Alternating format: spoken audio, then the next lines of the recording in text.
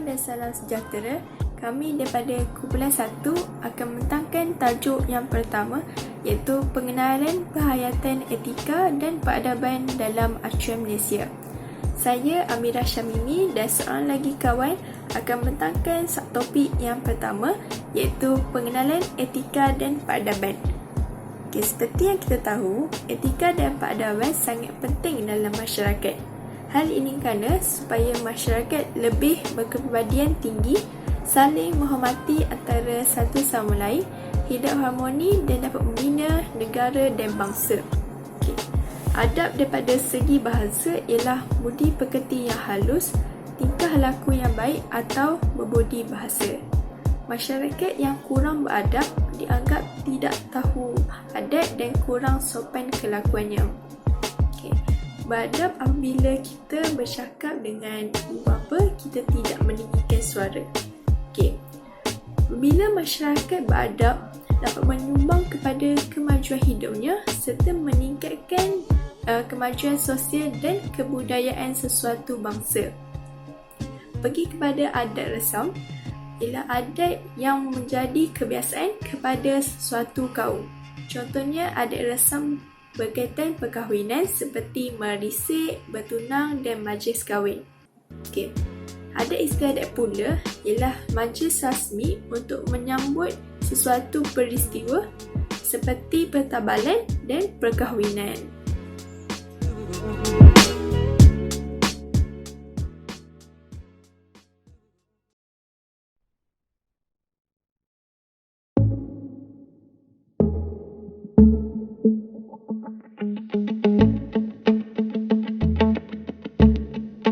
Assalamualaikum warahmatullahi wabarakatuh. Nama saya Nur Sahira binti Muhammad. Hari ini saya akan membicarakan tajuk penghayatan etika dan peradaban.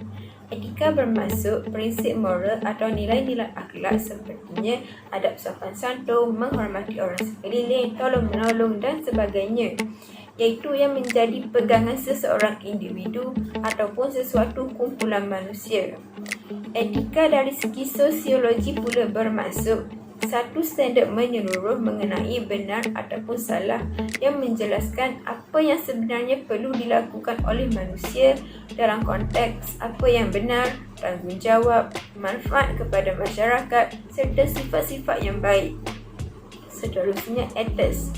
Etos dari segi bahasa bermaksud sifat ciri sesuatu bangsa, budaya, era dan lain-lain sepertinya pelukis Malaysia yang boleh menghasilkan karya yang benar-benar mencerminkan aspirasi dan falsafah untuk masyarakat dan negara kita. Etos dari segi sosiologi pula bermaksud usaha untuk membangunkan bangsa berdasarkan latar individu, keluarga dan komuniti berbagai serta berbeza sejarah, etnik, bahasa, agama dan budaya serta latar geografi, iaitu yang melebihi kesepakatan ciri asas negara dan bangsa. Lagi sekali etikat.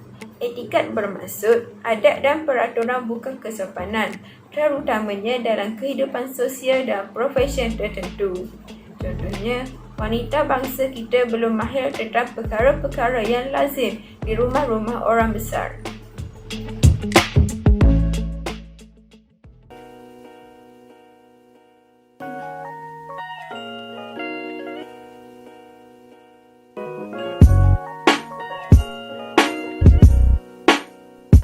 Seterusnya, saya ingin hendak mengulaskan tentang susun masa etika dan perabatan berdasarkan prakolonial. Zaman prakolonial dikenali sebagai Malaysia yang tidak dijajah, belum dijajah atau dijajah oleh pendatang-pendatang asing yang lain. Oleh itu, etika telah terjelma di dalam tingkah laku serta kehidupan masyarakat yang formal atau tidak formal yang dikenali sebagai adab, adat resam dan adat istiadat.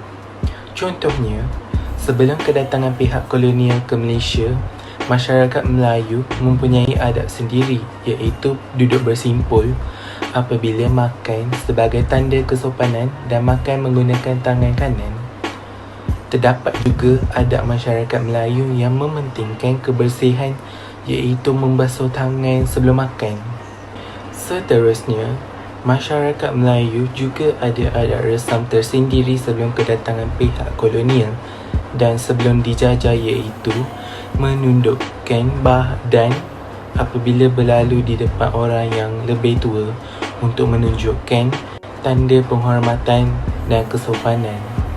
Akhirnya, sebelum kedatangan penjajah kolonial, masyarakat Melayu mematuhi adat istiadat mereka seperti meminang, adat merisik dan adat menyambut menantu.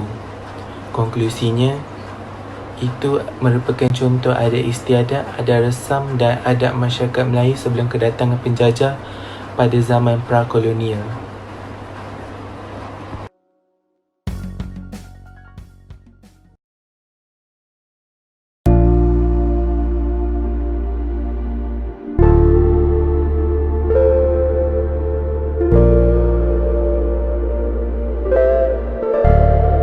Hello semua, nama saya Lim Chen Chen dan hari ini saya akan bentang tentang susun masa etika dan peradaban pada zaman kolonial. Apakah itu kolonialisme? Kolonialisme merupakan fenomena sejarah yang berlaku di seluruh dunia ke era pemodenan, merentasi masa dan merangkumi pelbagai orang yang berbeza. 3 perubahan yang baru telah didatangkan pada zaman kolonial, iaitu etika, etos dan etiket. Apakah itu etika? Etika merupakan prinsip moral akhlak yang menjadi pegangan seseorang individu. Etos pula merupakan sifat ciri sesuatu bangsa, budaya, era dan lain-lain. Etiket merupakan adat dan peraturan, bukan kesopanan. Zaman kolonial merupakan zaman negara kita dijajah oleh negara lain yang lebih kuat, iaitu Jepun, Portugis dan British. Etika negara lain telah dibawa masuk kepada negara kita dalam pelbagai bentuk seperti berpakaian, cara makan, pentadbiran, ketuanan dan lain-lain. Kolonialisme British di Malaysia telah membawa banyak impak kepada etika dan peradaban kita. Salah satu impak ialah bahasa asing telah dibawa masuk kepada negara kita dari negara luar. Sebagai contohnya, bahasa Inggeris digunakan sebagai bahasa utama dalam sekolah pada zaman kolonial British. Maka, penduduk tanah Melayu memandang berat tentang kegunaan Inggeris. Selain itu, kolonialisme British menyebabkan perubahan yang besar dalam cara pentadbiran di tanah Melayu. Sebelum tanah Melayu dijajah oleh British, sistem pentadbiran yang kami menggunakan ialah sistem tradisional Melayu.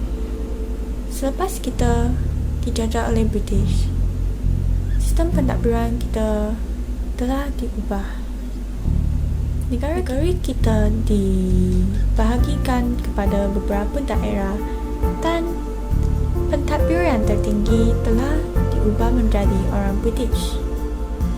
Kesimpulannya, banyak perubahan berlaku atas etika dan peradaban negara kita pada zaman kolonial. Sekian, terima kasih.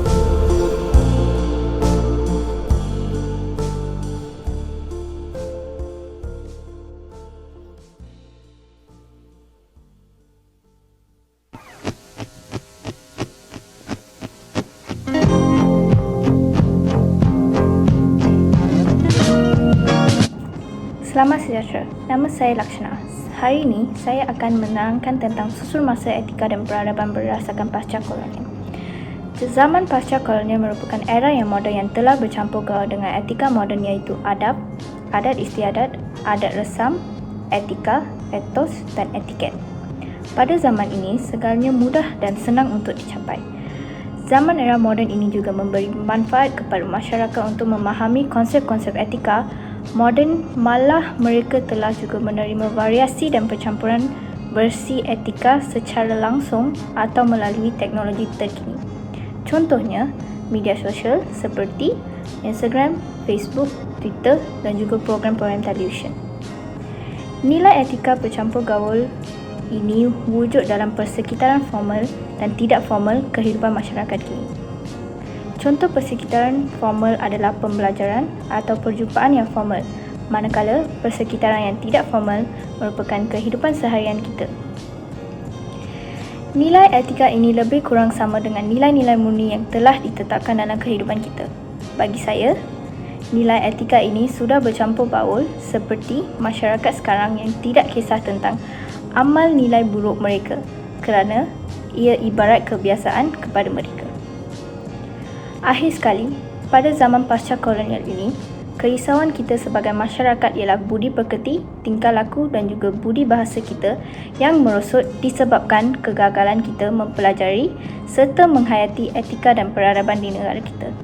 Oleh itu, semua masyarakat perlu memainkan peranan agar dapat memupuk generasi anak muda agar terus memahami dan mengamalkan nilai etika dan peradaban di negara kita. Sekian, terima kasih.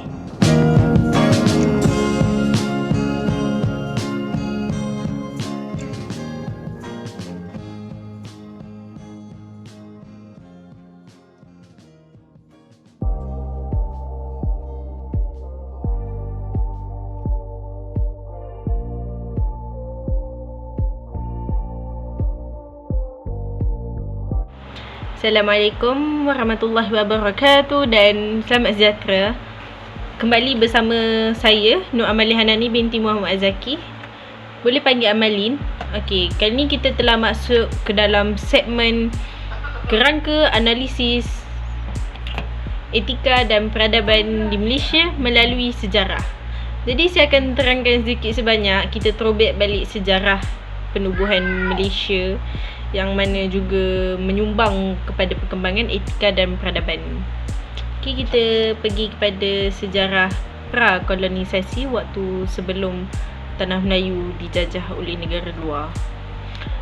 Antara dua faktor penting waktu tu ialah kedatangan yang pertama, kedatangan agama Islam ke dalam negara kita, dan yang kedua wujudnya Kerajaan Melayu Melaka. Kerajaan Melayu Melaka pada ketika tu mengamalkan sistem pemerintahan raja berkuasa mutlak yang menuntut penduduknya, rakyatnya untuk mengikut, taklah 100% tapi memang 100% apa yang raja cakap. Okey, yang kedatangan negara Islam pula dalam kedatangan agama Islam pula dalam bahasa Arab telah pun membantu penduduk kita untuk aplikasikan tulisan Arab tu untuk jadikan tulisan Jawi yang kita gunakan dalam bahasa Melayu. Jadi sebutannya ialah perkataan Melayu, even though kita ambil sikit tulisan Jawi waktu tu. Kemudiannya ialah setelah semua itu tamat, kedatangan Portugis dan juga penjajahan negara British terhadap Tanah Melayu pada waktu tu memperkenalkan sistem pemerintahan baru, iaitu sistem pemerintahan raja berperlembagaan yang mengutamakan demokrasi. Demokrasi ni secara asasnya memberi peluang kepada rakyat untuk memilih pemimpinnya, tapi juga membantu dari segi etika setiap rakyat. Maksudnya mereka tak boleh memilih secara melulu, maksudnya tidaklah memilih mengikut rupa atau dirasuah dan sebagainya, tapi memilih mengikut kualiti pemimpin tersebut. Secondly, cara pemerintahan ni juga lebih mengutamakan hak manusia lah, human rights, yang mana kalau kita lihat sekarang ni ramai orang kurang etika dan kurang adab. Mereka menyalahgunakan perkataan human rights tu dalam konteks yang salah. Jadi sepatutnya etika dan peradaban kita tidak menyalahgunakan hak yang telah pun kerajaan tawarkan kepada kita. Selain daripada tu, bila penjajahan British, mereka kan baru masuk kaum-kaum lain ke dalam Tanah Melayu pada ketika itu, even though walaupun kemasukan pelbagai kaum, tapi waktu tu kita rakyat satu Malaysia berjaya mengekalkan keharmonian kita dengan mengamalkan sikap toleransi, saling bertolak ansur dan juga saling menghormati walaupun kita berlainan kaum, bangsa, bahasa, agama dan juga adat-adat yang kita ada waktu tu sampai sekarang, even though walaupun berlainan masih kita bersatu sebagai satu negara. Saya rasa sampai situ je. Seterusnya saya bagi kepada rakan saya untuk sambung.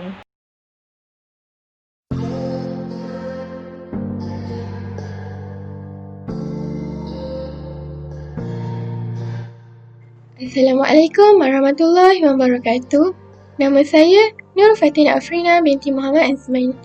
Saya akan sambung bagi menerangkan etika dan peradaban dalam acuan Malaysia melalui struktur sosial. Saya membahagikan kepada 3 kelompok iaitu individu, keluarga dan masyarakat. Etika penting bagi seseorang individu kerana dapat membimbing manusia untuk menguruskan kehidupannya dengan lebih baik. Individu yang beretika akan mendapat ketenangan jiwa kerana ia mempengaruhi faktor fizikal dan juga mental seseorang. Individu yang beretika juga dapat membina sasiah diri ataupun kepribadian yang baik kerana dapat menanamkan sifat-sifat yang terpuji dalam diri mereka. Ibu bapa dan ahli keluarga merupakan orang yang paling rapat dengan anak-anak. Oleh itu, keluarga memainkan peranan yang sangat penting dalam mempengaruhi etika dalam diri seseorang. Perkara ini disebabkan oleh kanak-kanak amat cepat belajar dan salah satu cara mereka belajar ialah dengan cara meniru perilaku orang di sekeliling mereka. Jadi, setiap ahli dalam sesebuah keluarga mempunyai pengaruh yang amat besar terhadap pembentukan etika kanak-kanak. Seterusnya, kepentingan etika dalam sesebuah masyarakat tidak dapat dipertikaikan kerana ia dapat memelihara keamanan, keharmonian dan kesejahteraan secara berterusan.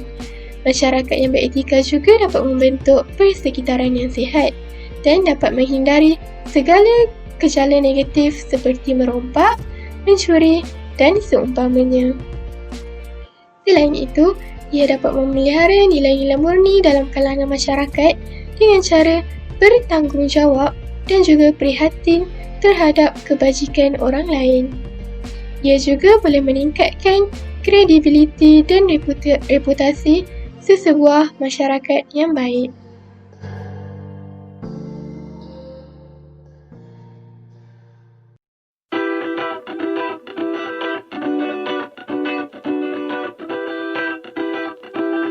Hai, Assalamualaikum. Nama saya Nur Atira binti Osman. Saya akan menerangkan tentang poin yang ketiga iaitu biografi atau riwayat. Biografi atau riwayat ini adalah untuk membentuk hidup seseorang individu, masyarakat dan negara. Sebagai contohnya, saya memilih tokoh yang disegani oleh setiap kaum di Malaysia iaitu Tunku Abdul Rahman Putera Al-Haj yang merupakan Perdana Menteri yang pertama dan juga bapa kemerdekaan. Beliau telah berjaya menyatu padukan bangsa Melayu, Cina dan India serta bangsa-bangsa di Sabah dan Sarawak. Antara sebab-sebab kenapa beliau berjaya menyatu padukan bangsa-bangsa tersebut adalah kerana dasar-dasar etika yang dimiliki oleh beliau. Antara dasar-dasar etika yang dimiliki oleh beliau ialah hormat menghormati, bertimbang rasa dan bertoleransi. Dengan dasar-dasar etika tersebut, beliau berjaya membentuk masyarakat yang harmoni dan negara yang maju. Tanpa dasar-dasar etika tersebut, kita mungkin hidup dalam masyarakat yang porak-poranda dan negara yang mundur. Oleh sebab itulah, kita mestilah menerapkan dasar-dasar etika tersebut dalam diri agar dapat membentuk masyarakat yang harmoni dan negara yang maju.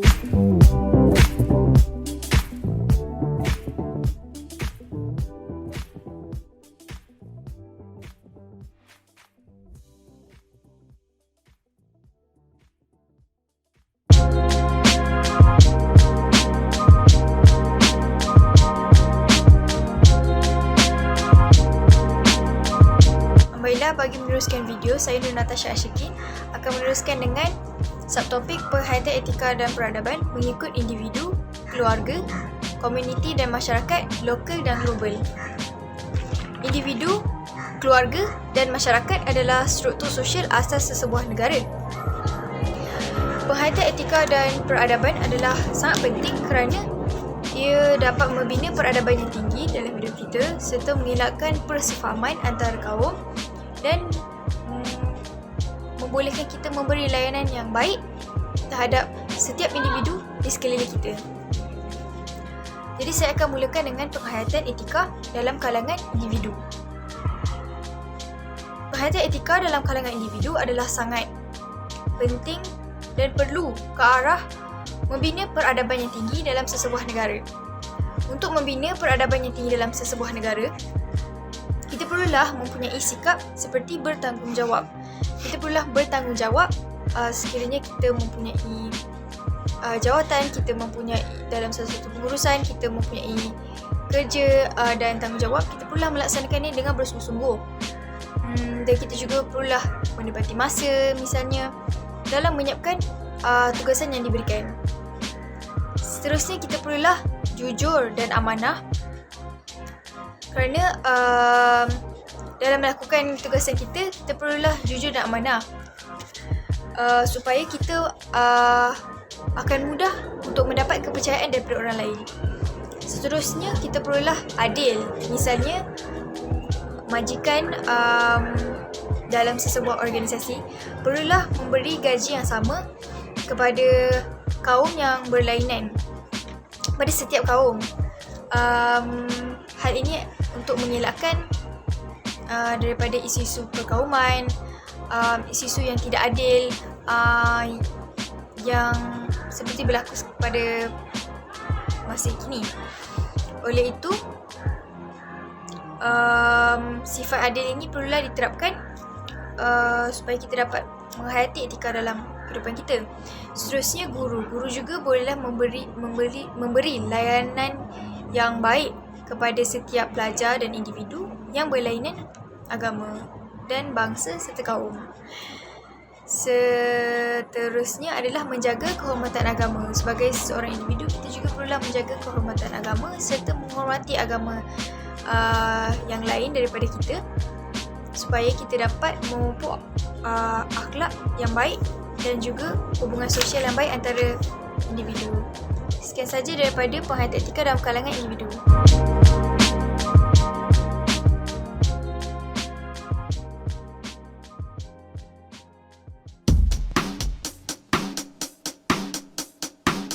Selamat sejahtera, nama saya Lakshana dan saya akan menjelaskan tentang kepentingan penghayatan etika dan peradaban mengikut peringkat keluarga.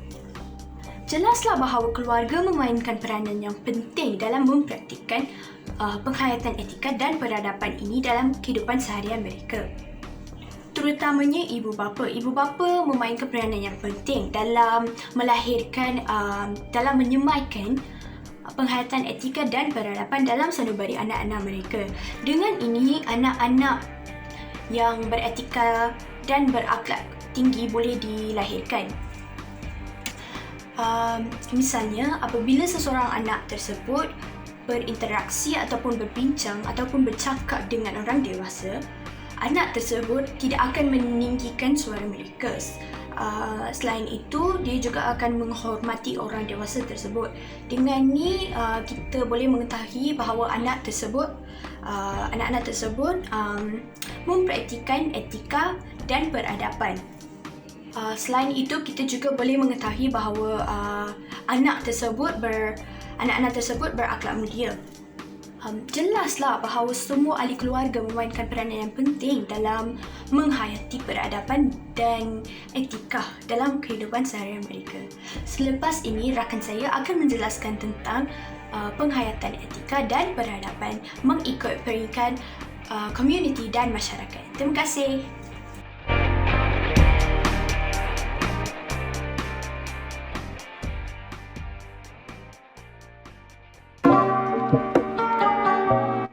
Assalamualaikum warahmatullahi wabarakatuh.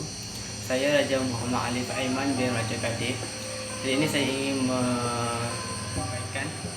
mengulas berkenaan tajuk penghayatan etika dan peradaban di dalam acuan di Malaysia pada peringkat komuniti dan masyarakat. Komuniti ialah sekumpulan orang yang hidup yang menjalani kehidupan yang sama dan sentiasa berhubung antara satu sama lain. Komuniti boleh didasarkan kepada beberapa aspek, kepada beberapa perkara, iaitu warna kulit, latar belakang ekonomi, pekerjaan dan cara menyembah Tuhan. Manakala istilah masyarakat ialah istilah yang digunakan bagi menggambarkan semua komuniti hidup di wilayah geografi atau sosial yang sama. Hasil daripada kedudukan komuniti tersebut melahirkan sebuah masyarakat. Masyarakat adalah istilah umum, manakala komuniti digunakan untuk sekumpulan orang tertentu. Dalam menuju era globalisasi dan suasana ekonomi yang berdasarkan ilmu, iaitu K-ekonomi, suatu kerja tidak lagi dilakukan berseorangan. Penyelesaian masalah yang kompleks serta kepentingan mendapatkan maklumat yang pantas memerlukan manusia berinteraksi, berkongsi maklumat, menyelesaikan masalah, belajar dan berkomunikasi lebih cepat dan pantas. Terdapat beberapa komuniti yang terbentuk di dalam suatu organisasi, iaitu komuniti sematlamat, komuniti pelanggan, komuniti pembelajaran, komuniti bergabung dan sebagainya. Selain itu, era globalisasi dunia mencetuskan banyak perubahan kepada masyarakat dalam menghayati kehidupan selepas arus pasca pemodenan.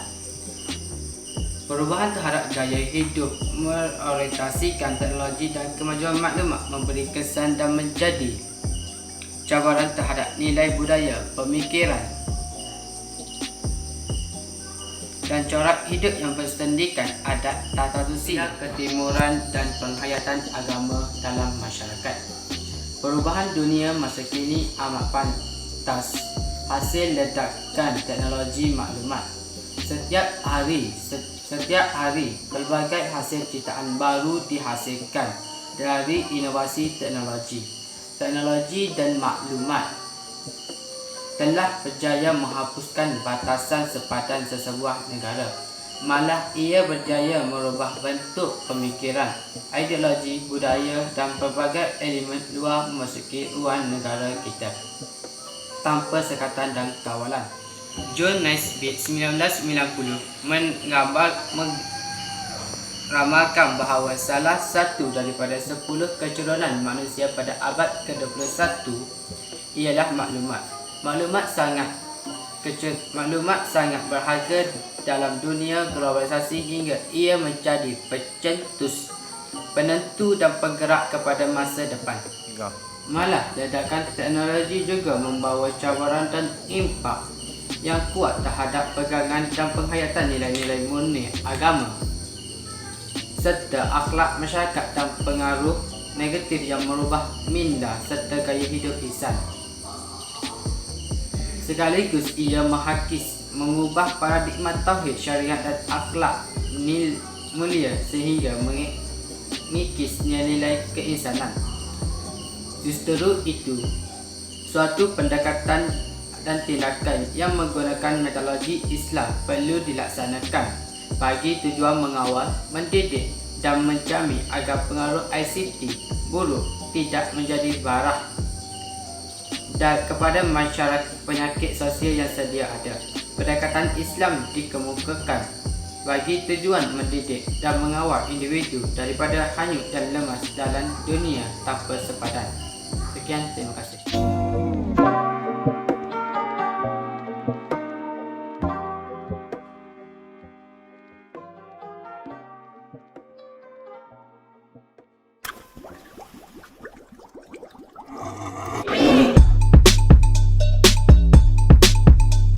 Assalamualaikum dan selamat sejahtera. saya Nasiha, saya akan menerangkan subtopik 5 iaitu penghayatan etika dan peradaban dalam konteks masyarakat. Seperti yang kita tahu, manusia dipengaruhi oleh personality dan identiti manusia. Adat yang diterapkan dalam manusia dapat melahirkan negara yang aman dan bermoral. Perkara yang baik harus diikuti. Etika terdapat dalam adab dan adat. Adab seperti hormat menghormati, bersopan santun dan integriti perlu diterapkan dalam kalangan masyarakat. Hal ini sangat penting dalam masyarakat yang berbilang kaum agar kita hidup dengan sempurna, aman dan damai. Adat pula merupakan pengaruh yang kuat pada masyarakat yang berbilang kaum. Hal ini lagi menyempurnakan lagi kehidupan seharian mereka. Dalam konteks masyarakat ini, kita perlu memberi sokongan dari segi moral, material dan psikologi agar konsep insan yang bermoral menurut acuan Malaysia dapat dilahirkan dengan jayanya. Masyarakat yang merealisasikan etika dan peradaban ini dapat melahirkan kesejahteraan antara masyarakat. Dengan kefahaman ini, berlamat hidup dapat dilahirkan dengan jayanya. Tingkah laku perlu dijaga kerana ia mempengaruhi konteks negara dan pasaran. Nilai-nilai dan norma-norma murni harus dipatuhi. Adat yang berlainan kaum harus dipatuhi. Kerana dari sinilah negara Malaysia dikenali sebagai negara aman dan damai tanpa berlakunya isu perkauman dalam negara kita walaupun berbeza agama dan berbilang bangsa. Oleh itu, duduk sama rendah, berdiri sama tinggi. Dan kehidupan masyarakat perlu mengelakkan perpaduan antara satu sama lain. Apabila perkara ini berlaku, maka tiadalah jurang dari segi pangkat, harta dan kedudukan. Ini adalah bentuk kesemerataan yang boleh dipupuk dalam negara Malaysia. Masyarakat perlu berpegang teguh kepada semangat kenegaraan yang utuh melalui semua keutuhan seperti rukun negara, lagu kebangsaan dari Malaysia dan sebagainya. Kerana ia merupakan adab kita sebagai rakyat Malaysia dalam negara Malaysia.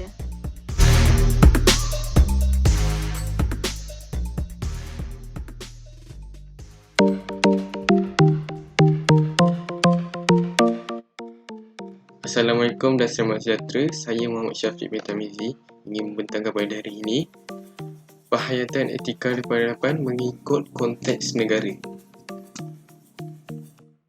Penghayatan etika dan peradaban mengikut konteks negara ini bermaksud di sini sesebuah negara perlulah bersikap melakukan suatu perkara dengan beretika dan menunjukkan sikap yang peradaban yang baik terhadap negara lain. Peradaban ini perlulah diterapkan di dalam acuan Malaysia, iaitu contohnya masyarakat di negara Malaysia perlulah mengikut penghayatan etika dan peradaban yang telah dinyatakan sebentar tadi mengikut peringkat tersebut. Di sini saya ingin menambahkan teknologi yang telah dinyatakan dalam penghayatan etika dan peradaban mengikut peringkat tersebut, iaitu dalam sebuah masyarakat negara, masyarakat perlulah bersikap menghormati antara satu sama lain, iaitu menghormati masyarakat di negara yang lain. Contohnya, tidak mendiskriminasikan orang negara lain atau tidak menimbulkan pergaduhan terhadap negara kita dan negara yang lain. Positif akan diperoleh jika negara kita dapat mengikut konteks penghayatan etika dan peradaban ini dengan baik, iaitu negara akan kekal maju dalam sektor ekonomi dan dapat menjaga hubungan baik antara masyarakat di negara kita dan negara yang lain. Sekian sahaja daripada saya. Seterusnya.